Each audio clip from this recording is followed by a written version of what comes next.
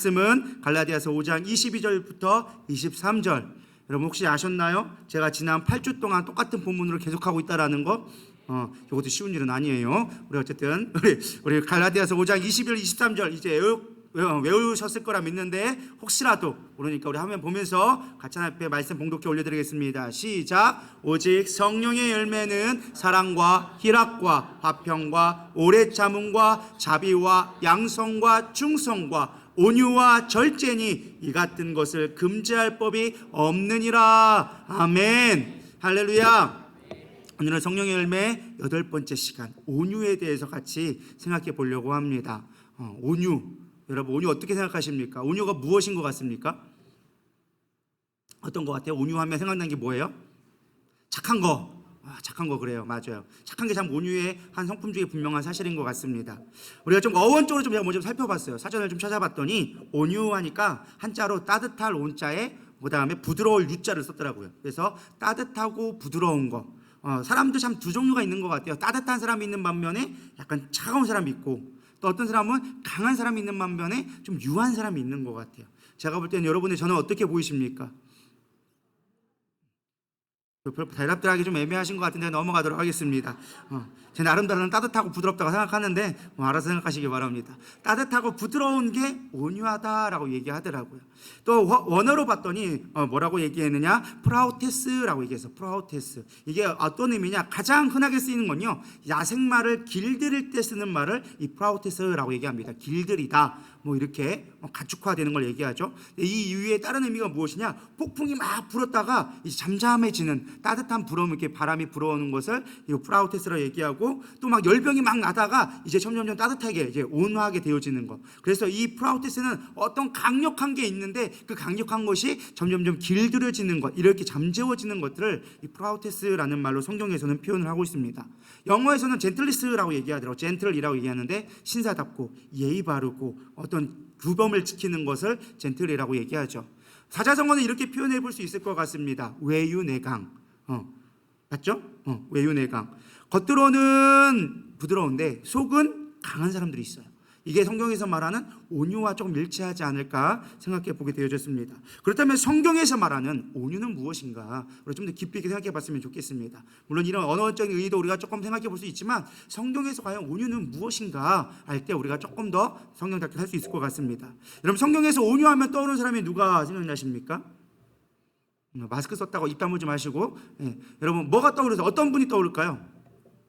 첫 번째 모세 맞습니다. 또 한 분은 어떻게 떠올릴까요? 너무 뻔해가지고 답을 안 한 것 같은데 예수님. 구약에서는 모세를 가장 온유하다고 얘기하고요, 신약에서는 예수님이 온유한 자라고 해서 나의 온유를 배우라고 얘기할 만큼 스스로 온유하다라고 자칭한 게 바로 예수님입니다. 그래서 두 분을 통해서 우리가 온유란 무엇인가, 그분들이 왜 온유했는가를 살펴보면서 우리가 온유해질 수 있는 방법들을 좀 살펴보려고 합니다. 우선 민수기 12장 3절에 보면 이 사람 모세는 온유함이 지면의 모든 사람보다 더하니라 라고 이야기해주고 있습니다. 모든 사람들보다 온유함이 더하다라고 정의를 해주고 있습니다. 하나님이 정의해 주신 거예요. 도대체 어떠한 상황이길래 하나님이 이런 말씀을 하셨는가, 우리 성경을 좀 살펴봤으면 좋겠습니다. 이 한 구절만 보면 그냥 그런가 보다 싶은데 이 말씀이 나온 배경을 우리가 알 때 좀 더 깊이 있게 이해할 수 있을 것 같습니다. 이 앞에 있는 11장의 이야기를 좀 먼저 살펴보면요, 어떤 이야기가 있냐, 모세가 출애굽시키고 여러 지파들이 있었습니다. 어느 정도 광야에 익숙해지는 가운데 이들 가운데 조금 살만하니까 먹을 게 조금 되어지기 시작하니까 불만이 쌓이기 시작했어요. 왜 모세만 하나님의 인도를 받느냐, 이런 마음들이 생기기 시작한 거예요. 때마침 그 모세를 알아가지고 왜 너희만 하나님 보냐, 모세가 처음에 이스라엘 백성들에게 하나님을 보여주려고 했더니만 이스라엘 백성이 막 두려워서 못 갔죠. 너희들 깨끗이 목욕하고 빨래하고 금욕하면서 하나님을 만나러 가자, 하나님의 산에 올라가자 했더니만 하나님이 막 구름같이 막 번개같이 임하니까 이스라엘 백성들이 다 쫄아가지고 우리는 필요 없습니다, 모세면 됩니다, 당신만 하나님 보세요, 우리는 무서워서 하나님 못 보겠어요, 죽을까 합니다 하면서 모세에게 다 떠넘겼어요. 근데 모세가 하나님만 막 대면하면서 가니까 나중에 또 원망이 생기는 거예요. 왜 모세만 하냐고. 그래서 막 기도하니까 모세가 또 기도했죠. 그러면 하나님 저들에게도 성령을 내려주시옵소서, 하나님의 영을 부어주시옵소서. 기도하고 나니까 하나님이 야 백성들을 장로들을 보아라, 내가 다 주기는 어려우니까 그러면은 장로들에게 내가 성령을 부어줄게 라고 하면서 다 모으기 시작합니다. 사람들 모이기 시작했어요. 근데 70명을 모았는데 그 중에 두세 명은 안 오게 돼 있었어요. 그래서 하나님이 기도했더니 성령이 그들 가운데 임하기 시작한 거예요. 그들이 하나님 앞에 막 하나님의 성령 충만하자 예언하기 시작하고 막 난리 나기 시작합니다. 몇몇이 오지 못했습니다. 그러자 어떤 사람이 시기해가지고 얘기합니다. 모세요 보소서, 저기 몇 명도 안 했는데 그 사람도 성령 받았습니다. 이게 아무나 하면 안 되지 않겠습니까? 좀 질서가 있어야 되지 않겠습니까? 막 얘기했습니다. 그러자 모세가 얘기합니다. 하나님이 원하시는 건 모든 이에게 성령 주기를 원하신다. 하나님은 그렇게 모든 이에게 하나님의 나라가 이루어지기 원한다. 나는 모든 사람이 예언하고 방언했으면 좋겠다. 그러니까 제한하지 말라라고 얘기해 줬습니다. 근데 이들이 한번 성령을 경험하니까 이제 교만이 오기 시작하는 거예요. 뭐 어떤 교만이 시작했느냐? 그 이야기가 바로 민수기 11장 24절부터 25절 제가 보도록 하겠습니다. 모세가 나가서 여호와의 말씀을 백성에게 알리고 백성의 장로 70인을 모아 장막에 둘러 세우매 여호와께서 구름 가운데 모세에게 말씀하시고 그에게 임한 영을 70 장로들에게도 임하게 하시니 영이 임하신 때 그들이 예언을 하다가 다시는 하지 아니하였더라. 성령이 임한 걸 보게 되어진 거예요. 근데 때마침 어떤 일이 나느냐? 그러면서 12장 딱 넘어가게 되어집니다. 12장 넘어갔는데 하나님이 모세가 열심히 기도하는 거 하나님이 구스 여인을 취하는 어떤 말씀을 주셨나 봐요. 그래서 구스의 여인을 취하게 되어졌습니다. 우리는 성경 말씀을 그냥 아무 생각 없이 읽으니까 그냥 여인을 취했구나, 아이고 그냥 혈기가 왕성하셨네 하실지 모르겠지만 모세가 이때 나이가 90세가 다 됐습니다. 90세 할아버지가 얼마나 힘이 있으면 힘있겠다고 그 젊은 여인을 외국인 취하겠다고, 흑인 여인 취하겠다고 그걸 하겠습니까? 근데 그걸 어쨌든 취하게 됐어요. 근데 그 모습을 누가 봤느냐? 미리암이 보게 되어진 거예요. 미리암에는 그게 마음에 들지 않은 거야. 자신의 쉽게 말하면 그 남동생의 아내니까 뭐죠? 제부인가? 맞죠? 올케가 왔는데 올케가 외국인 시컴둥이야. 그러니까 마음에 안 들었어. 그래가지고 이걸 갖고 태클을 걸기 시작하는 거예요. 야, 너 무슨 이 나이에 뭐 가지고 90년 넘어가지고 무슨 이 뭐 결혼을 하느냐, 뭐 지금 뭐가 필요하느냐, 태클을 걸기 시작하는 거예요. 그러면서 뭐라고 하느냐, 이 우리가 알고 있는 3절 앞에 있는 내용을 한번 봤으면 좋겠습니다. 한 목소리로 봉독하겠습니다. 시작.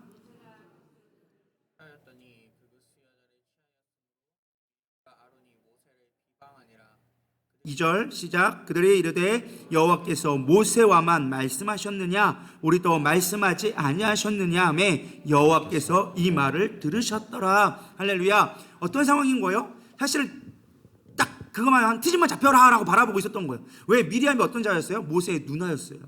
모세가 그 어린 나이에 죽게 되었을 때 걔가 미리암이 끌고 가가지고 나일강에 흘려보냈다가 공주 있는 걸 보고선 거기서 기다렸다가 공주에게 얘기해가지고 목숨을 살려준 게 미리암이었어요. 거기에다가 모세가 혼자 거기다 왕국에 살 수 없으니까 어머니 유모가 필요하지 않냐고 하면서 어머니 요기벳을 데려다가 바로의 공주한테 소개시켜주고 모세가 출애굽할 때도 그 옆에서 보좌하면서 모든 일을 영적인 흐름을 감가했던 게 사실 미리암이었어요.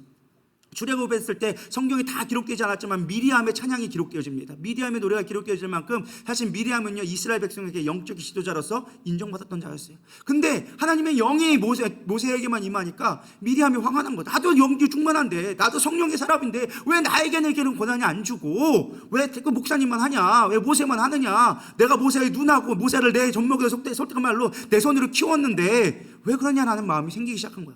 트집을 잡고 있다가 구스 여인을 딱 아내로 맞이하자마자 태클 거는 거야. 그러니까 쉽게 말하면 그건 태클, 그냥 하나의 트집 잡은 것 뿐이에요. 너 왜 구스 여인한테 얘기했어 하면서 그 뒤에 본론이 뭐예요? 너 왜 하나님이 너한테만 얘기하는데, 나도 성령 받는다, 나도 하나님의 음성 듣는다 하면서 교만한 게 되어진 거야. 모세의 권위에 도전하게 되어진 거야. 이걸 누가 들었더라?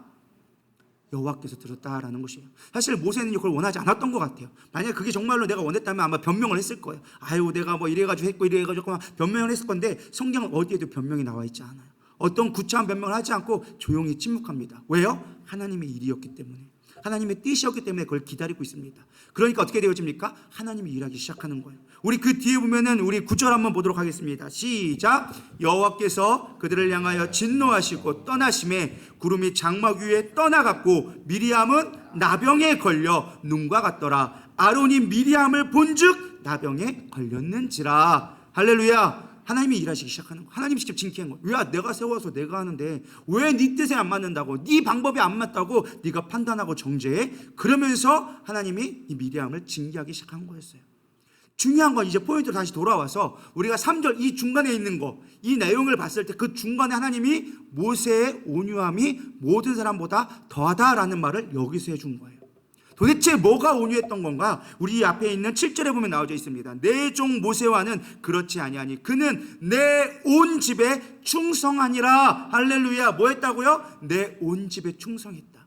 온 집이라는 건 하나님의 권속을 얘기하는 거예요. 하나님의 나라를 이야기하는 거예요. 그가 하나님 나라를 위해서 그는 충성되어졌다. 내 뜻을 따랐다. 아무리 힘들고 어려우고 말도 안 되는 명령을 해도 그는 충성했다. 따라주었다. 순종했다. 그가 그래서 충성되었기 때문에 내가 볼 때는 그는 온유한 자다라고 얘기해 주고 있는 거예요. 여러분, 우리가 생각하는 온유는요, 마음 착하고 성격적으로 생각하지만 하나님이 바라보시는 그 온유는요, 하나님 나라의 가운데 하나님 나라를 위해서 하나님의 어떠한 명령을 내려도 순종할 수 있는 자를 온유하다라고 얘기하는 거예요. 할렐루야.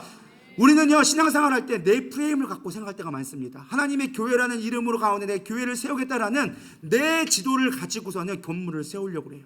근데 우리는 이 교회는 하나님이 그려놓은 청사진이 분명히 있다는 거예요.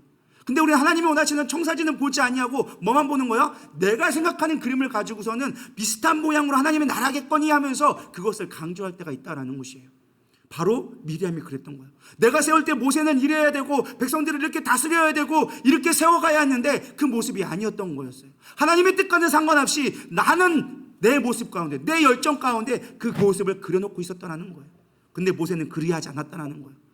이 앞에 보면 6절에 뭐라고 나와 있냐면 이르시되 내 말을 들으라. 너희 중에 선지자가 있으면 나 여호와가 환상으로 나를 그에게 알리기도 하고 꿈으로 그와 말하기도 하거니와 내 종 모세는 그렇지 않았다라는 거예요.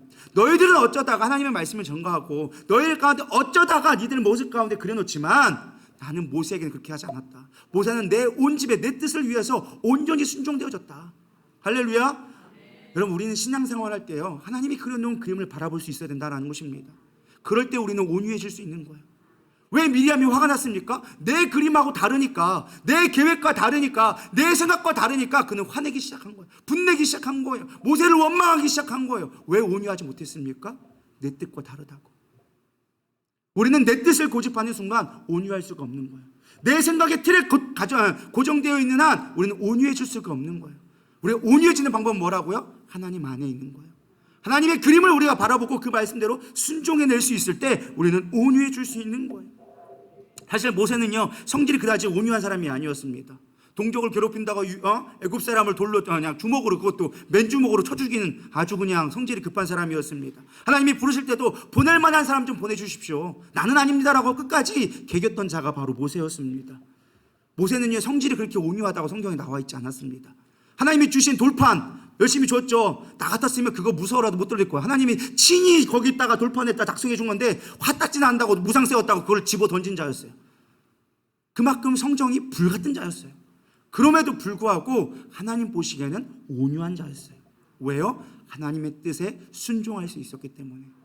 성질을 얘기하는 게 아니라는 거예요. 성경은 뭘 얘기하고 있는 거예요? 순종할 수 있는가가 중요하다라는 것입니다. 주님의 뜻이 더 중요하다라는 것입니다. 이런 찬양이 있죠. 나 주님의 기쁨 되기 원하네. 내 마음을 새롭게 하소서.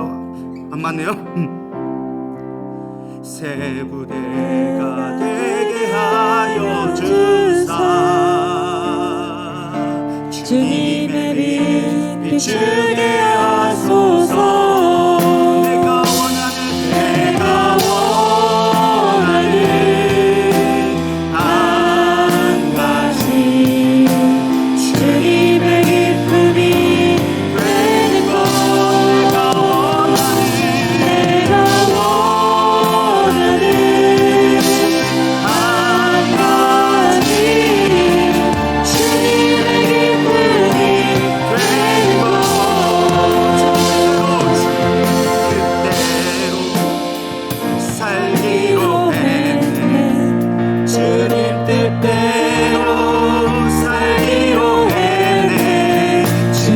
세상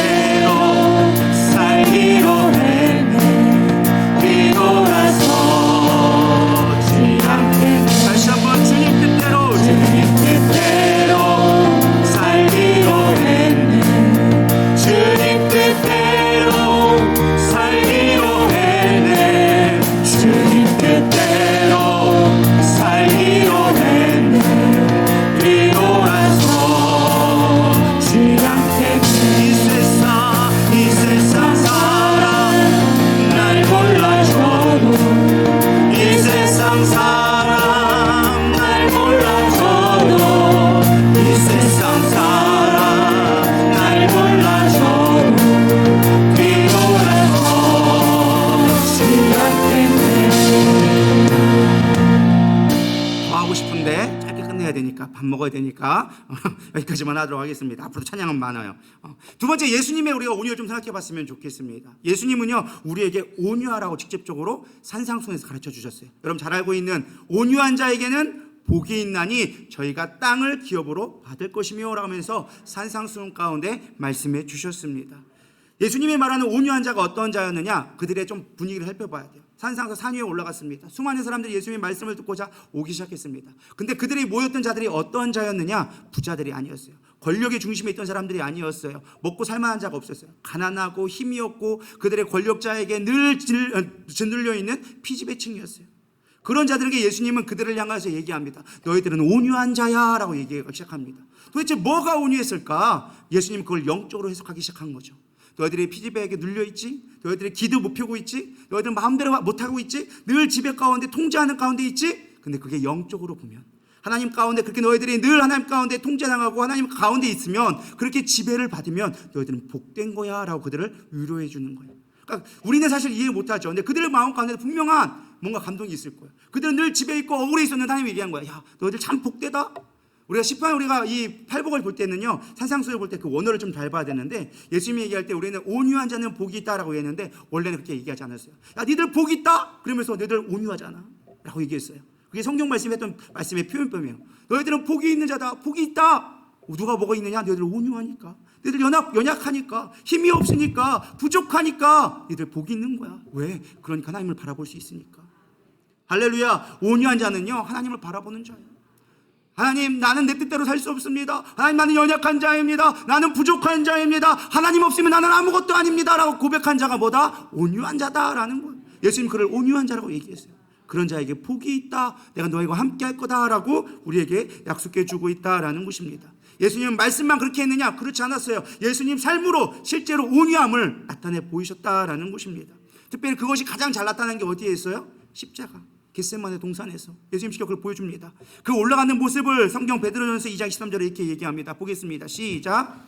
욕을 당하시되 맞대어 욕하지 아니하시고 고난을 당하시되 위협하지 아니하시고 오직 공의로 심판하시는 이에게 부탁하시며. 할렐루야. 뭐라고 얘기합니까? 욕을 당했어요. 근데 그걸 맞대어서 같이 욕하지 아니하고 내가 고난을 당하는데 그들에게 위협하지 않으셨다라는 것입니다. 예수님이 겟세마네에서 기도하고 오셨습니다. 근데 군대가 유다가 배신함으로 말미암아 군대를 끌고 오기 시작합니다. 한소대라고 얘기하는데 뭐 어떤 사람은 20-30명, 많게는 뭐 100명까지라고 얘기합니다. 나 한 명 잡겠다고 군대가 구장된 완전 군장한 군사, 로마 군사가 100명이 여러분 쫓아온다고 생각해 보십시오. 얼마나 두렵겠습니까?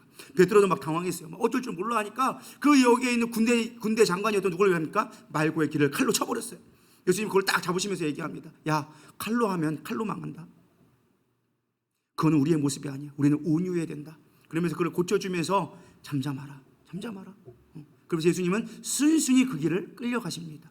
예수님이 능력이 없어서 그랬을까요? 아니요. 천군 천사가 이미 있었습니다. 그걸 호위하고 있었습니다. 예수님을 지켜주고 계셨습니다. 예수님은 그걸 모든 걸 내려놓고 그들에게 끌려가는 거예요. 그게 온유라는 거예요. 왜요? 하나님의 뜻이었기 때문에. 하나님의 뜻이었기 때문에. 그래서 그 애는 뭐라 합니까? 예수님도 인간인지라 억울함이 있었어요. 그걸 하고 싶지 않았어요. 근데 뭐 하게 되어집니까? 오직 공의로 심판하신 이에게 부탁하시며. 오직 공의로 심판하신 이가 누구예요? 하나님. 하나님, 나 억울해요. 나 힘들어요. 나 아파요. 근데 그거에 대해서 내가 사람들에게 말하지 않았어요. 오직 주님한테만 맡겨드립니다. 오직 주님의 공의로, 주님의 정의로 이들을 심판하여 주시옵소서. 그렇게 기도하면서 주님 앞에 그 길을 올라갔다라는 것입니다.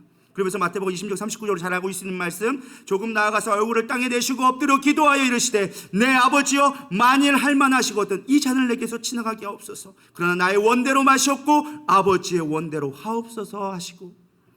내 뜻이 아니라 누구의 뜻을 구하는 거예요? 아버지의 뜻을 구하는 거예요. 예수님도 그거 너무 두려웠어요. 할만하시거든, 가능하면 이거 옮겨줬으면 좋겠습니다. 나도 인간인지라 이게 너무 두렵습니다. 십자가를 진다는 거, 고난의 길을 간다는 거, 나도 너무 아버지 하나님 너무 힘듭니다. 그러나 나의 뜻이 아닌 아버지의 뜻대로. 할렐루야. 아버지의 뜻대로 가는 것이 온유라는 거예요. 그러니까 성령의 충만은 다른 게 아니에요. 이 성령의 열매는요, 주님이 내 안에 거해서 주님이 뜻대로 살아가는 게 바로 이 성령의 열매다라는 것입니다. 여러분, 모세와 예수님의 공통점이 무엇이었습니까? 그들은 하나님의 뜻에 순종했다는 거예요. 어떠한 상황 가운데 있다 할지라도 하나님의 말씀이 우선되어졌다는 거예요. 사람들 말에 우선되지 않았어요. 나는 오직 주님의 뜻만을 따라가겠습니다. 그게 온유함이었다라는 것입니다. 사실 그들의 모습 가운데는 하나님이 늘 우선되어졌습니다. 그들은 사람이 볼 때는 사람의 시선으로는 이해할 수 없었지만 하나님의 뜻이기에 절대 포기하지 않고 돌아갔다라는 것입니다. 저는 이 찬양이 떠오르더라고요. 아버지 당신의 마음이 있는 곳에. 우리 찬양 한번 불러보면서 주님의 마음, 그 마음 내게도 주시옵소서. 그 아버지의 그 사랑하는 마음, 백성들을 사랑하는 마음. 모세가 백성을 사랑해서 백성을 위해 기도했던 거죠. 예수님이 우리를 위해서 십자가에서 눈물로 기도하셨던 것처럼 아버지 그 마음이 내게도 있게 하여 주시옵소서. 그럴 때 내가 온유해질 수 있습니다. 그냥 습관적으로 예의 바른 것이 아니라 주님의 마음이 있을 때 내가 온유함으로 주의 말씀을 순종하며 갈 수 있습니다. 우리 고백하는 마음으로 잠시 찬양 한번 올려드립니다. 아버지 당신의 마음이 있는 곳에 나의 마음이 있기를 원해요.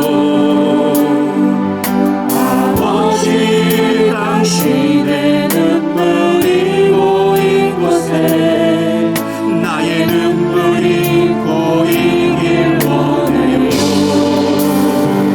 아버지 당신이 바라보는 영혼에게 나의 눈이 향하길 원해요.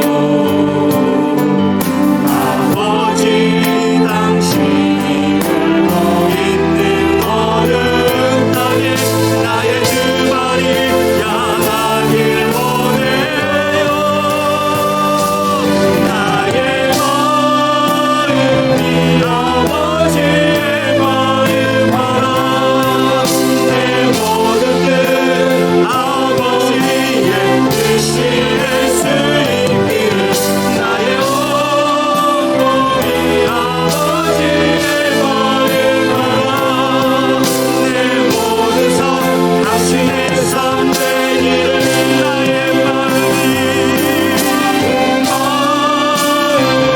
아버지의 마음 바라 내 모든 뜻 아버지의 뜻이 될 수 있기를 나의 온몸이 아버지의 마음 바라 내 모든 삶 당신의 삶 되기를.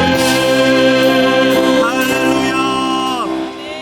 주님의 뜻이, 주님의 마음이 내 마음에 들어올 때 우리는 온유해지는 거예요. 다른 게 온유가 아니라는 거예요. 여러분 가운데 온유가 이미 회복되기를 소망합니다. 그럼 온유한 자에게 어떤 축복이 임할까? 어떤 하나님의 은혜가 우리 가운데 부어지게 되어지냐? 여러분 잘 듣기를 소망합니다. 아까 봤지만 마태복음 5장 5절 뭐예요? 온유한 자는 복이 있나니 땅을 기업으로 받을 것이니라. 할렐루야. 이때는 무조건 아멘 하셔야 되는 거예요. 우리가 뭘 잘해야 된다고요? 아멘 잘해야 돼요. 아멘 잘하기. 우리 목장 리더들한테 제가 당부를 했습니다. 우리 같이 합의를 했어요. 우리 무조건 아멘 하기로. 근데 오전에 내가 까먹었었나 봐요. 다시 한번 여러분 리더들 화이팅 하시기 바랍니다. 할렐루야. 아멘. 그럼 아멘 하셔야 돼. 이때는 대한민국이 가장 좋아하는 게 뭘까요? 대한민국 국민들이 좋아하는 게 땅 좋아해요. 부동산 제일 좋아합니다. 다른 거 투기 딴 거 없어요. 제일 좋아하는 게 땅이에요. 근데 하나님 놀라운 축복은요, 정말로 온유한 자에게는요 땅을 선물로 주시더라는 거예요. 물론 이게 영적인 의미도 있지만 이 안에 있는 보면 하나님이 정말 땅을 주시더라는 거예요. 이스라엘 백성들에게 뭘 주었습니까? 가나안이라는 땅을 약속해 주셨고 그 땅을 이루게 하셨어요. 저는 우리 교회만 봐도 그렇습니다. 20년 된 교회치고 이렇게 땅 부자가 많지 않습니다. 솔직하게 여러분 주변에 살펴보세요. 30년 돼도요 아직도 컨테이너 못 보내는 교회 많아요. 솔직하게 우리 교회 조금 자랑하겠습니다. 다 여러분들이 하신 거니까 다 알고 계시겠지만 이만한 4층짜리 건물 갖고 있는 교회가 많지 않아요. 이것만 있어요? 뒤에 있는 거의 100평 가까이 되는 주차장도 있거든요. 와, 이런 교회가 많지 않아요? 할렐루야. 별로 아멘들이 없으시네. 그냥 그런 거 생각하는데 여러분 이게 장난이 아니거든요. 이것만 있습니까? 사택이 2동이나 있습니다. 아멘 좀 하시라니까. 뭐 이렇게 별 감동이 없으셔. 내 거 아니라고 뭐 그런 겁니까? 다 교회 거예요. 다 교회 거. 그것뿐만 있습니까? 무주에 2,000평의 땅이 있습니다. 이때는 좀 할렐루야 하면서 아멘 좀 하셔요. 조금 이렇게 감동들이 없으셔. 5번이나 얘기하는데 뭘 이렇게 죽을 싸쓰셨나 그냥. 그럼 이런 교회가 많지 않다니까요. 20년 됐는데 이런 교회가 어디 있어요? 우리끼리 얘기지만 우리끼리 장난하는 것 같지만은 그럼 이런 교회가 많지 않더라는 거예요. 제가 생각한 게 그거예요. 아, 그래도 우리가 하나님 뜻 가운데 살려고 노력했구나. 물론 그 가운데 중심에 담임 목사님 계시지만 그래도 우리 교회 모든 성도가 온유하게 살았기 때문에 땅을 기업을 받은 거예요. 하나님 뜻대로 살려고 노력했으니까 하나님이 부어주셨다라는 것입니다. 하나님의 영광의 모습이겠습니다. 할렐루야. 이게 교회만 그렇게 될까요? 아니, 여러분도 그렇게 될 거예요. 여러분이 온유하면요, 하나님 반드시 땅을 기업으로 주세요. 집 사게 하시고요, 땅 사게 하시고요, 기업이 확장되게 하십니다. 이때는 무조건 아멘 하시라니까. 아멘들 안 하셔. 이때는 그냥 아멘 하는 거예요. 아멘한 자에게는 땅이 넓어질지어다. 예수의 명령을 선포하니 온유한 자에게는 땅이 있어질지어다. 가정이 회복되어질지어다. 기업이 확장되어질지어다. 할렐루야. 이때는 무조건 아멘 하시는 거예요. 이때는 일어서서, 나 같으면 일어서서 아멘 하시겠네. 아유, 그 정도 열정만 있어봐. 하나님 그냥 주실 거예요. 그냥 주셔. 그게 진짜 온유함이에요. 우리 하나님 앞에 온유하지 않는 땅을 주신다고 하셨어요. 그러다가 땅만 바라보지 마시고 온유함이 먼저 되시길 소망합니다. 하나님의 뜻을 바라고 하나님 앞에 바라보면요, 반드시 주시게 되어져 있어요. 이것도 성경적인 의미 어떤 의미가 있느냐? 약속의 성취예요. 가나안 땅 들어가게 하셨던 하나님의 언약의 성취를 땅을 기업되게 하신 거예요. 그래서 땅의 기업은 반드시 언약의 성취다라는 것입니다. 그래서 우리에게 주신 약속들이 있어요. 그 약속을 내가 믿고 나아가면 그 약속이 반드시 이루어진다라고 약속해 주신 거예요. 또 영적인 의미는 무엇이느냐? 천국을 의미하는 거예요. 천국이 뭘까요? 죽어서 가는 나라, 믿음으로 가는 나라, 물론 맞는 나라죠. 그러나 더 중요한 건 뭐예요? 하나님의 통치를 얘기하고 있는 거예요. 하나님의 다스림을 얘기하고 있는 거예요. 하나님이 내 삶 가운데 주인 되심을 그걸 천국이라고 얘기하는 거예요. 우리 천국이 확장되어진다고 얘기합니다. 천국이 확장되는 것이 무엇일까요? 많은 사람이 생각하는 게 전도해가지고 사람 수가 늘어나는 거, 교회 건물이 커지는 거, 땅이 넓어지는 걸 얘기합니다. 물론 그것도 맞는 말일 수 있겠지만 더 중요한 의미는 무엇이냐? 내 삶의 영역 가운데 하나님의 통치 영역이 더 커지는 거예요. 우리는 믿는다 하지만 솔직하게 까놓고 내가 예수님 믿는 영역은 이만큼이에요. 교회 나올 땐 이만큼을 믿어. 내 시간 가운데 이만큼은 내가 하나님 앞에 인정을 해. 근데 이 위의 것들은 우리가 인정하지 않는 부분이 너무 많아요. 사업 가운데 여전히 내 방법이 우선되어져. 가정 가운데 내 방법이 더 앞장서. 사람의 친구의 관계 속에서 하나님의 방법보다 내 방법이 더 클 때가 많은 거예요. 늘 우리는 우리의 경험과 우리의 방법을 더 의지하며 나가는 거예요. 근데 하나님의 통치가 임하기 시작하잖아요. 그 영역들이 하나님의 영역으로 넓어지기 시작하는 거예요. 누구를 만나도 하나님께 물어보기 시작하는 거예요. 사람을 만납니다. 하나님 무슨 말을 해야 될까요? 이 관계를 어떻게 해야 될까요? 이 사람 사업 가운데 이 사람을 만나야 될까요? 하지 말아야 될까요? 내 가정 가운데 이건 해야 될까요? 말아야 될까요? 이거 일은 어떻게 해야 될까요? 하나님의 영역의 통치 영역들이 커지기 시작하는 거예요. 그게 천국에 확장되기 시작하는 거예요. 내 삶 가운데 하나님의 나라가 임하기 시작하는 거예요. 할렐루야. 할렐루야. 하나님의 영역이, 하나님의 나라가 여러분 가운데 이루어지기를 소망합니다. 여러분 모든 영역 가운데 여러분의 생각에 깊숙이 있는 마음 깊숙한 영적인 그 모든 깊은 곳까지 하나님의 통치가 이루어지길 소망합니다. 근데 우리의 가장 깊은 곳은 하나님 앞에 내어드리지 못할 때가 많아요. 여긴 내 비밀이야. 하나님도 여기는 침범하면 안 돼. 여긴 내 프라이버시예요. 들어오지 마세요 할 때가 많이 있다라는 거예요. 아시는 분만 알아. 아시는 분만 알아. 거기에 영역을 넘어가야 하나님이 일하시는 걸 보게 되어지는데 우리는 거기서 늘 제한선을 거는 거, 브레이크를 거는 거예요. 하나님 여기는 내 영역인데요. 여기는 오지 마세요. 목회자라고 안 그럴 것 같아요? 그럴 때 많아요. 하나님 잠깐 뒤로 가보셔요. 저것 좀 어떻게 해보고 이럴 때가 있다니까요. 근데 그거 가지고 내려놓을 수 있어야 되는 거예요. 주님 앞에 맡겨드립니다. 내 뜻으로 안 되잖아요. 내 힘으로 안 되잖아요. 주님 통치해 주세요. 다스려 주세요. 앞장서 주세요. 보호해 주세요. 인도해 주세요. 그게 온유함이라는 거예요. 여러분 되기를 소망합니다. 그게 그럴 때 하나님의 통치가 임하기 시작하면서 축복이 시작하는 거예요. 땅이 임하기 시작하는 거예요. 천국이 임하는 거예요. 두 번째 어떤 축복이 오느냐? 화평의 축복이 온다라고 성경은 이야기해주고 있습니다. 시편 37편 11절 읽어보겠습니다. 시작. 그러나 온유한 자들은 땅을 차지하며 풍성한 화평으로 즐거워하리로다. 아멘. 화평하게 되어진다라는 것입니다. 그로 인하여서 즐거워지는 거예요. 제가 요즘에 조금 행복해지기 시작했습니다. 왜 그러느냐? 별로 제가 안 싸우거든요. 싸움을 제가 웬만하면 안 하려고 그래요. 그래서 가족들과도 안 싸우려고 그러고 성도들과도 안 싸우려고 그러고 청년부들과도 안 싸우려고 그래요. 웬만하면 그러나면 그냥 그러려니 하고 넘어가요. 안 싸워요. 그러니까 제가 깨달은 게 그거예요. 안 싸우니까 행복해지더라고요. 인생 불행한 거 딴 거 없습니다. 내 인생에 지옥 되고 싶으면 열심히 싸우시면 돼요. 열심히 싸우시면 인생 지옥 같아요. 근데요 안 싸우잖아요. 세상이 그곳이 천국이에요. 믿으시깁니까? 여러분 싸워봐요. 싸울 일 있으면 그냥 피하세요. 똥이 더러워서 무서워서 피하냐? 더러워서 피하지. 내가 안 싸운다라고 하면요 그때부터 내 마음 가운데 평강이 오기 시작합니다. 왜 그러느냐? 하나님의 영적인 원리가 그래요. 하나님은요 평화의 하나님이에요. 내가 하나님으로 다스림을 받잖아요. 그러면 하나님이 내 마음 가운데 온유함을 주기 시작하니까 싸울 일이 없어요. 싸울 일이 있어도 그것들을 물러나게 되어지는 거예요. 막 싸우러 오는데 그러세요? 네. 그렇게 하면요 싸울 일이 없어요. 여러분 옆에서 와이프가 막 잔소리 하잖아요. 그러면 네 알았어요 하고 넘어가면 돼요.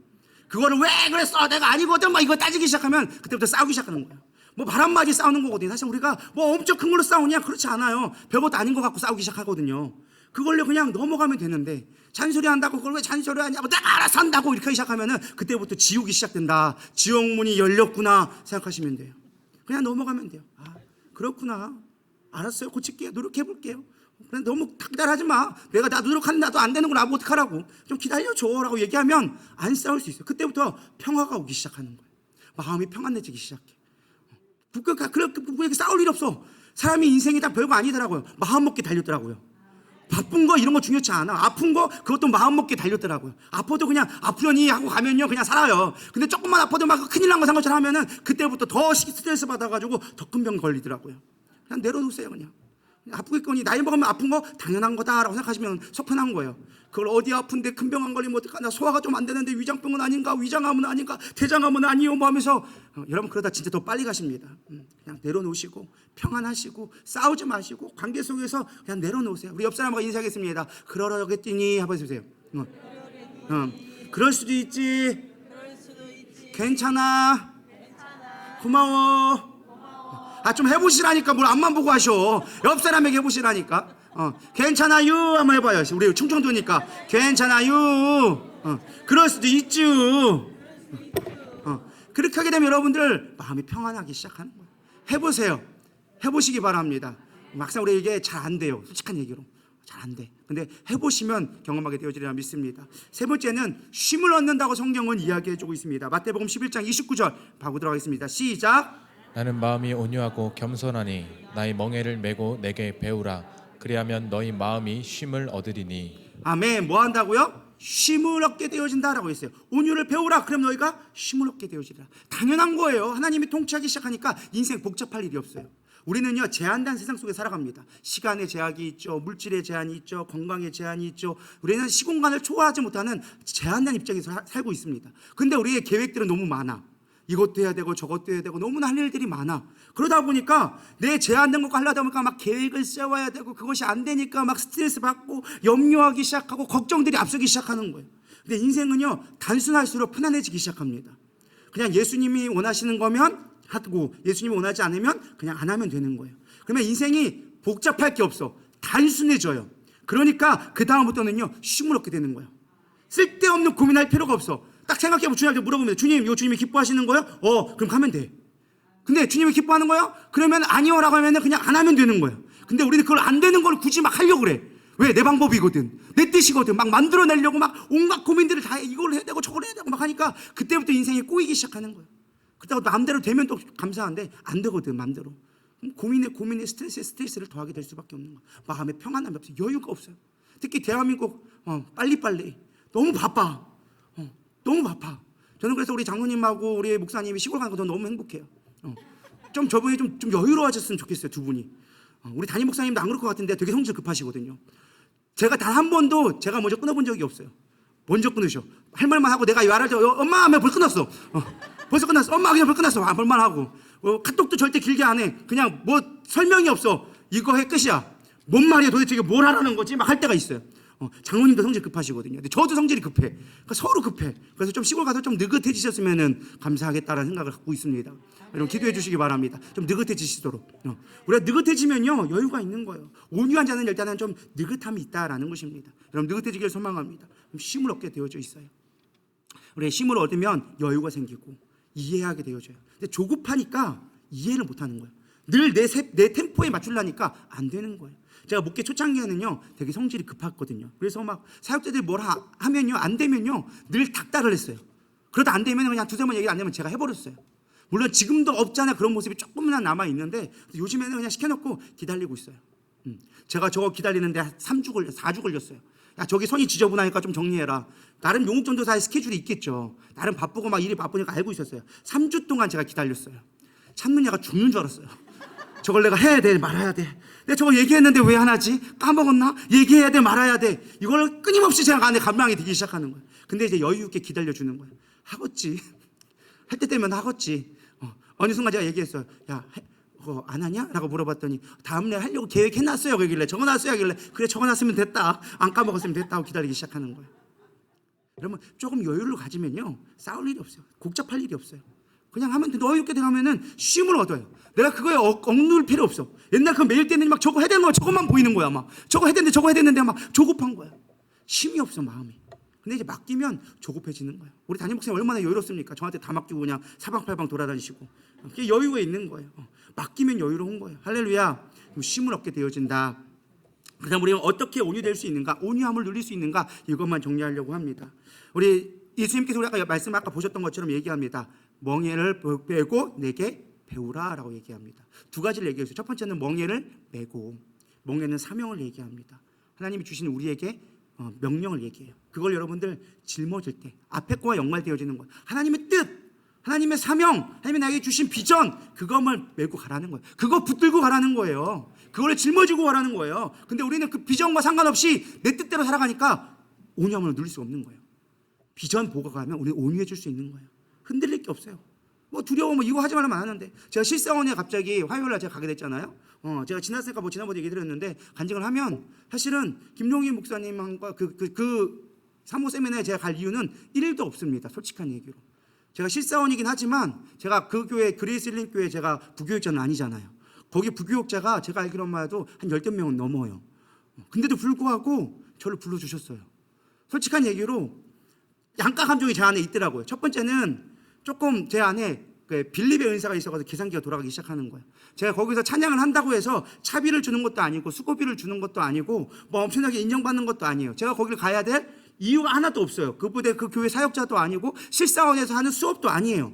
그냥 그분이 혼자 집회하러 가시는 거예요. 그냥 오살리 기도에 가니까 미리 가셔서 한번 집회해 보시는 거니까 본인 개인적인 사역이셨어요. 솔직한 얘기로. 근데 저를 이훈영 목사님이 저를 추천하셨는지 뭐였는지 제가 지명돼서 부름을 받은 거예요. 한편으로는 또 감사한 것도 있었어. 나 같은 게 뭐라고 주님 불러주셔서 이 일에 쓰게 됐을까. 근데 제 마음에 두 법이 싸우기 시작하는 거예요. 계산기가 돌아가는 거. 거기 가는 차비와 거기 가는 애들 이제 나라에도 데려가야 되고 또 우리 사역자들도 데려가야 되고 그들 밥도 먹여야 되고 뭐 물론 그게 뭐 다 할 수 있는 거 별거 아닌 거 사실 별거 아닌데도 불구하고 나도 모르게 순간 그런 계산들이 마음 가운데 훅 들어오기 시작하는 거예요. 사람이 한 푼도 안 주면서 기름값 지금 경유값이 얼마나 올랐는데 이런 마음이 순간 들어오기 시작하는 거예요. 근데 제 마음껏 하나님께 기도해. 하나님 왜 저를 불러주셨습니까? 정말 감사한 거 알아요. 나 같은 게 뭐라고 불러주는 거 너무나 감사하고 하나님 쓰임받는 거 너무 감사한데 하나님 정말 가야 되냐라고 기도하니까 하나님 저 마음 이루어줘요. 내가 기뻐한다라고 얘기하니까 그때 바로 내려놓기 시작했어요. 주님이 기뻐하시면 가면 되는 거지. 뭐 따질 거 뭐가 있냐. 기름값 주님이 채워주시겠지. 뭐 이제까지 뭐 내 돈 내고 기름 넣은 적 몇 번이나 더 있다고. 주님이 채워주셔서 여기까지 끌고 다니지. 내 차도 아닌데 뭐 주님이 교회 차인데 뭐 주님의 사명 위에 쓰면 그게 주의 일을 하는 거지 라는 마음이 오기 시작하니까 편안함이 오기 시작하는 거예요. 할렐루야. 여러분 우리는 주님 앞에 내려놨으면 좋겠어요. 사명 보고 가면 단순해지기 시작하는 거예요.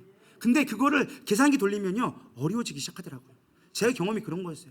우리 주님 보고 가면 멍에를 메고 가면 쉬워지는 거예요. 근데 우리는 멍에를 안 지려고 그래.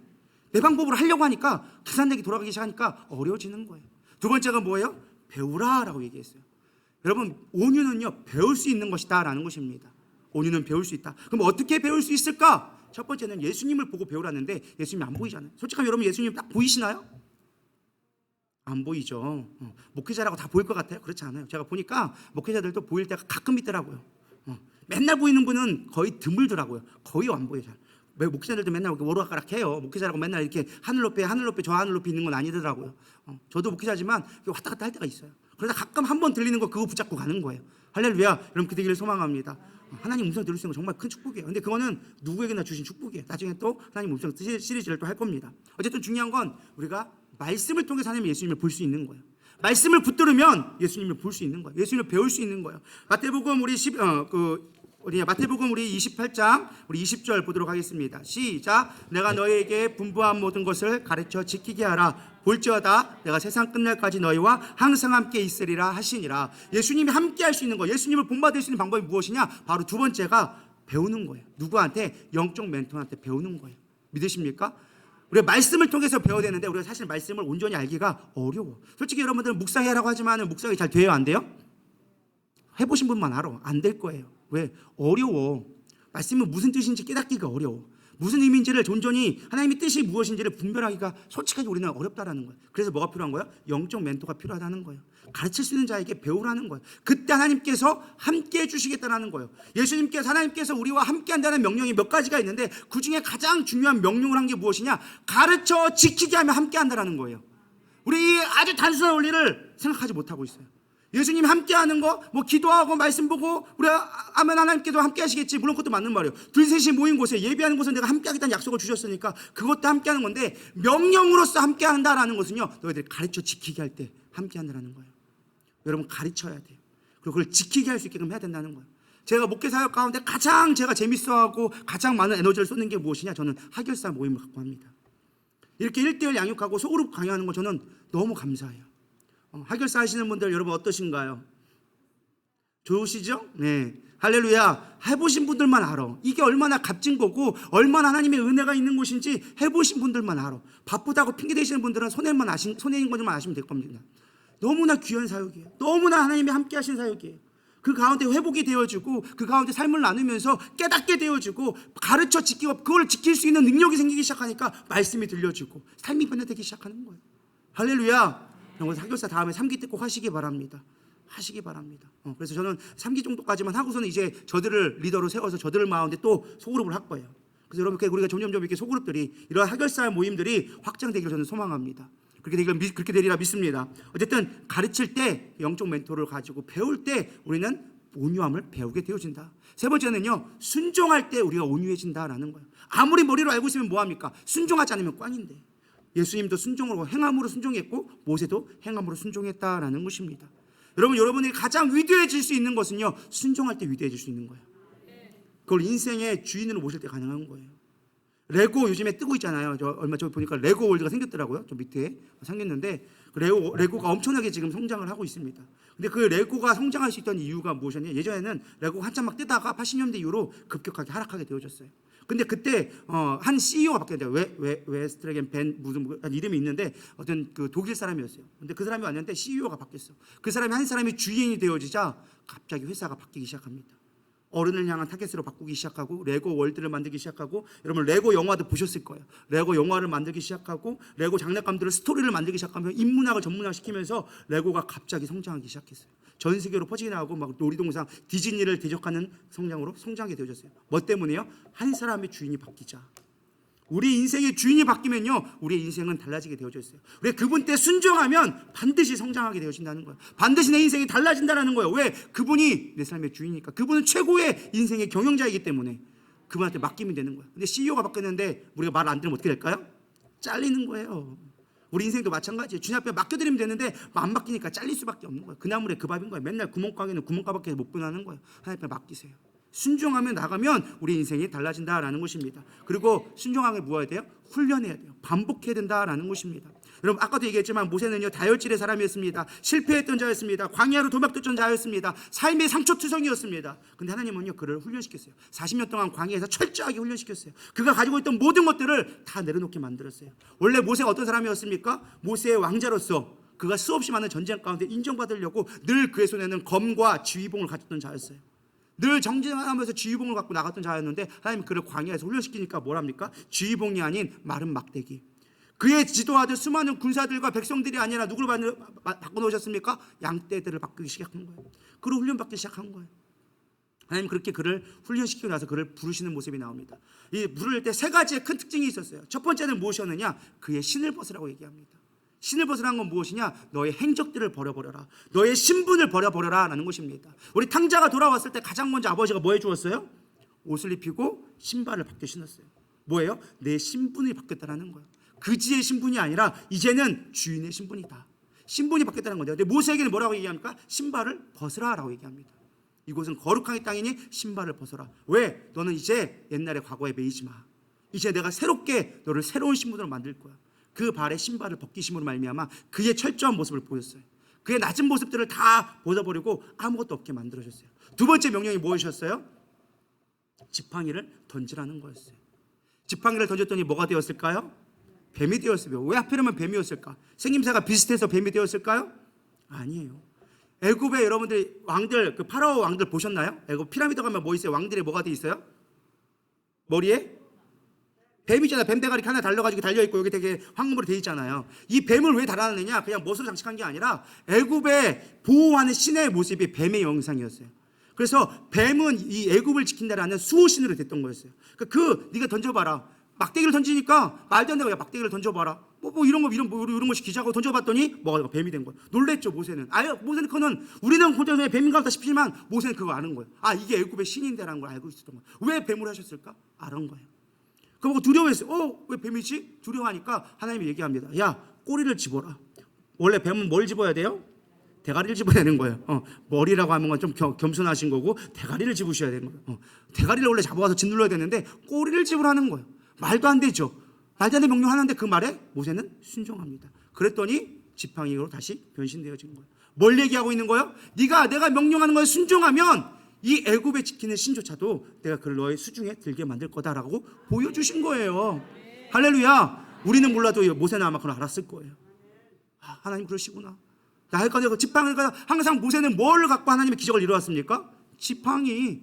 하나님 이 마른 막대 같은 거 내가 짚고 있었던 내 영광이 아니라 내 노력이 아니라 내가 노력했던 그것이 아니라 하나님이 나에게 주신 이 마른 지팡이, 아무것도 없는 광야에 흔해 빠진 이 지팡이 하나 갖고 주님이 말씀하시면 됩니다라는 하나님의 말씀의 언약에 순종할 수 있었던 거예요. 그 지팡이 붙들고 나온 거예요. 세 번째가 뭐였어요? 세 번째가 별 생각 안 나죠? 손을 집어넣으라고 얘기했어요. 내 오른손을 들어봐라. 내 오른손 품 안에 넣어봐라. 넣어봤어요. 꺼내봤어요. 문둥병 걸렸네. 하나님 왜 그랬어요? 왜 나에게 왜 심판 주셨어요? 문둥병은 단순한 질병이 아니라 하나님의 재앙이었어요. 당시에는 문둥병은 고칠 수 없는 병이기 때문에 하나님의 심판에 죄로 인한 아주 큰 죄의 심판이었어요. 하나님 내가 얼마나 큰 죄를 지었다고. 봤냐? 너 죄인이야.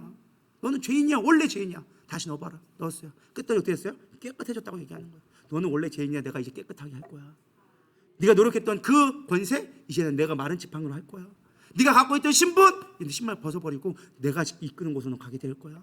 하나님은 새로운 모습, 그의 철저하게 낮아진 모습을 보게 하시고 그 낮은 모습을 통해서 하나님이 일하신다는 것을 모세를 통해 깨닫게 하신 거예요. 모세는 그래서 온유함을 배웠어요. 40년 동안 철저하게 온유함을 배우게 되어지자 그는 어떠한 광야 속에서 이스라엘 백성들이 어떠한 불판을 하든 그들 하나님 모세는 원망하지 않았어요. 그들 향해 대적하지 않았어요. 그들 향해 분내지 않았어요. 오직 그들을 위해 기도했어요. 심지어 이스라엘 백성이 얼마나 패역했으면 하나님이 내가 이들 다 멸해버리고 네 백성 네 씨로 말미암아 내가 다시금 나라 세웠겠는데 모세는 안 그랬어요. 하나님 안 됩니다. 하나님의 백성이지 않습니까? 모세는 얼마나 영광이겠어요. 그래야 내 아들 게르솜을 데려가지고 내가 하나님의 백성 세운다니 하나님 영광입니다 할 수 있었는데 그렇게 하지 않았어요. 하나님 백성이잖아요. 하나님 살려주셔야죠. 하나님 그 아버지의 마음을 가지고 간구했다라는 거예요. 대신 할렐루야. 그게 온유함이에요. 백성을 향하여서 기도할 수 있는 게 온유함이에요. 성도가 안 되면요, 꽃이다 나한테 그렇게 했으니까 꽃이네. 이건 온유함이 아니라는 거예요. 온유함은요, 그를 불쌍히 여길 수 있는 마음이 온유함이라는 거예요. 그렇게 모세는요, 아버지의 마음을 가지고 온유함을 가지고 했다라는 것입니다. 여러분 그거는요, 훈련될 때만 가능한 거예요. 40년이라는 훈련이 있었기 때문에 온유해 줄 수 있는 거예요. 우리도 훈련해야 돼요. 여러분 무엇을 훈련해야 될까요? 첫 번째 가장 중요한 건요, 여러분 감정을 훈련하시기 바랍니다. 제가 이제까지 모세의 온유함에 대해서 얘기했습니다. 근데 모세가 이 온유함 때문에 또 망한 게 모세였어요. 왜 그러느냐? 모세가 40년 동안 광야 인도하고 마지막 가나안 앞에 가게 되었는데 때마침 놀라운 사건이 벌어지게 됩니다. 무리바에서 자신의 누나였던 미리암이 죽게 되어졌어요. 너무 상실한 가운데 자신이 의지할 수밖에 없었던 진짜 엄마 부모처럼 여겼던 미리암이 죽게 되어진 거예요. 너무 상심한 가운데 있는데 백성들이 또 원망하기 시작하는 거예요. 왜 우리에게 물을 주지 않느냐고 이 광야에 와서 똑같은 거 또 레파토리를 또 하고 있는 거예요. 모세가 순간 화가 났어요. 너무 이 감정에 치우치다 보니까 하나님 앞에 기도했어요. 저들이 또 물을 달라고 합니다. 하나님 어떻게 해야 됩니까? 너는 지팡이를 들어서 반석을 향하여 외치라. 그럼 내가 그거에서 물을 내리라. 하나님은 내 하나님의 영광을 나타내기 위해서 그냥 말씀으로 외치라고 선포했어요. 근데 이 감정에 복받친 모세는요, 어쩔 수 없었어요. 순간 분을 내게 되어집니다. 그냥 말씀으로 선포하라는 걸요, 그냥 감정에 섞인 말로 내가 니들 언제까지 먹일 수 있는데 언제까지 무기를 먹이리 하면서 화를 내기 시작합니다. 누가 들어가기 시작한 거예요? 내가 들어가기 시작했어요. 순간의 분냄으로 말미암아 그는 광야, 그 하나님이 원했던 가나안 땅에 들어가지 못하게 되어졌어요. 그 한 번에 온유하지 못했던 것이 그 한 번의 분냄으로 말미암아 뼈아픈 상처를 겪게 되어졌다는 것입니다. 여러분 우리는 온유해져야 돼요. 어떠한 일이 있어도 온유하기를 소망합니다. 여러분 감정을 다스릴 수 있는 자가 되어져야 한다는 것입니다. 감정은요, 여러분 사람이 웃긴 게요, 10번 잘하는 거는 별로 기억 못하는데요, 한 번 실수한 거 분내는 거 갖고 사람들은 화를 냅니다. 어떤 목사님이 이런 말씀하시더라고요. 목사님은 화를 잘 내신다고. 근데 목사님은 스스로가 생각할 때 나는 한 번도 화를 내지 않았다고 생각했다고 고백하더라고. 나는 내가 얼마나 화가 났음에도 불구하고 이렇게 화가 올라와도 단 한 번도 성도들 앞에 화를 내지 않았다고. 근데 성도들 하는 말이 목사님 얼굴에 다 쓰여져 있어요 라고 얘기했더래요. 목사님 화를 내진 않았는데요, 목사님 얼굴에 화났다고 다 화났음이라고 써있다라고 얘기했대요. 그때 깨달았대요. 아, 내가 아무리 잘해도 분냄으로 인하여져서 내가 무너질 수 있구나. 그때부터는 단 한 번도 성도들 앞에서 화내는 모습을 보이지 않았대요. 그냥 화내면 뭐 했느냐, 그냥 돌아다니면서 찬양을 했대요. 우리 용통 조사가 그걸 잘하잖아요. 뭐가 좀 힘들고 하면요, 돌아다니면서 찬양 부르시는 거예요.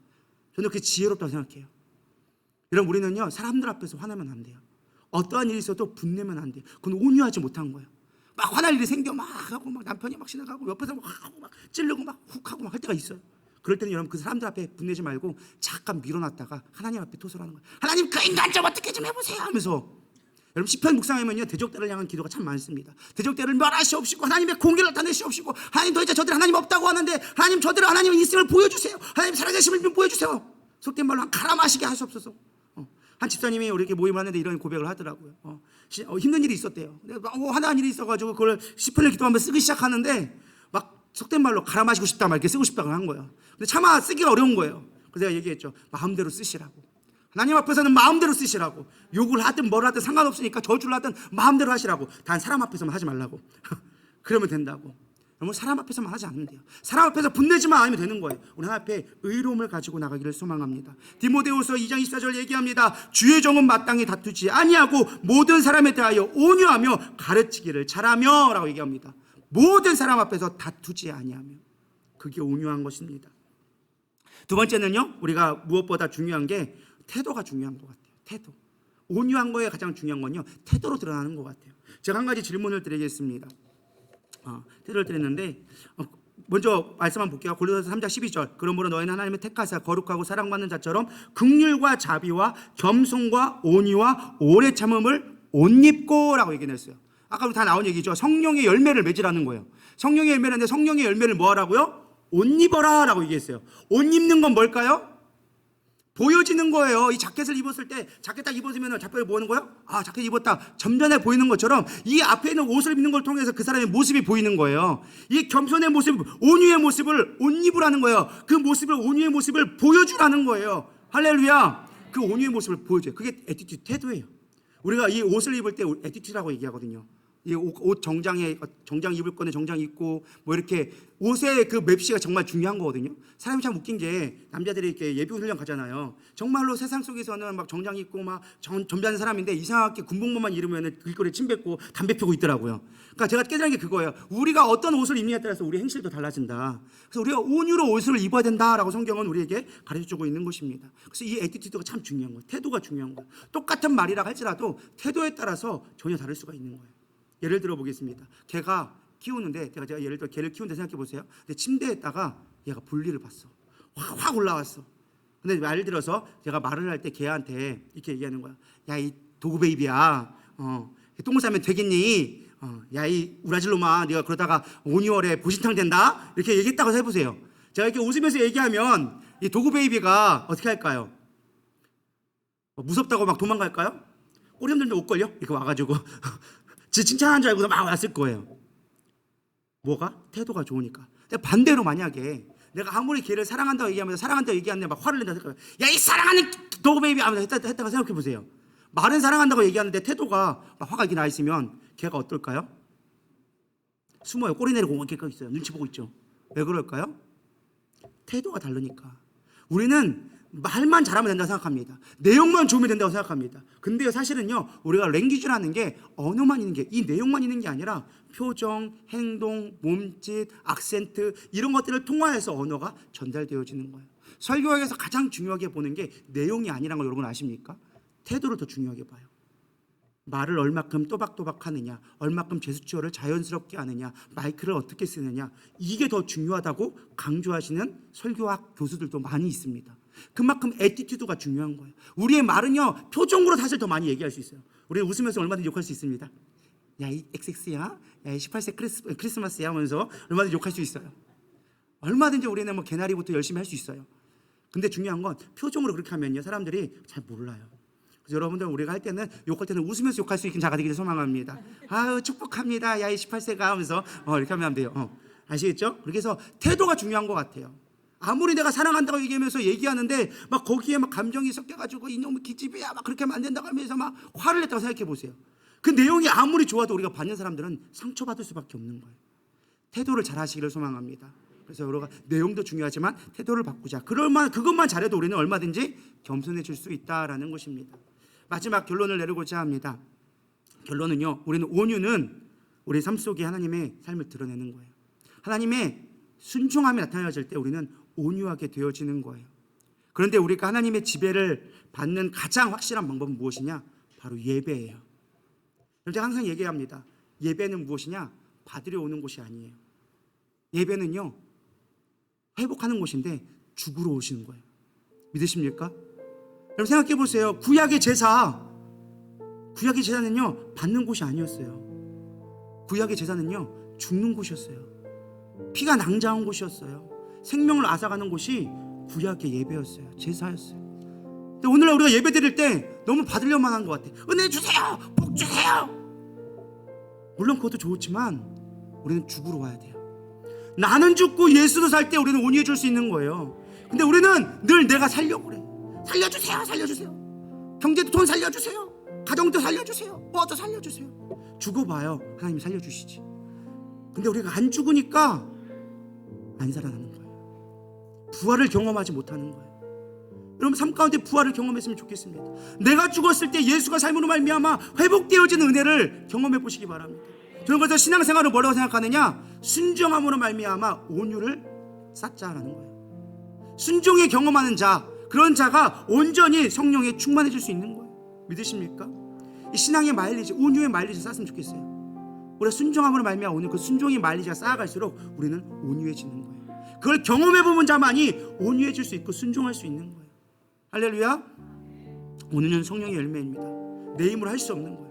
그래서 하나님 앞에 온전히 맡겨줘야 되는 거예요. 나는 죽어줘야만 하는 거예요. 하나님의 통치가 내 삶 가운데 이루어져야만 우리가 온유해질 수 있다는 거예요.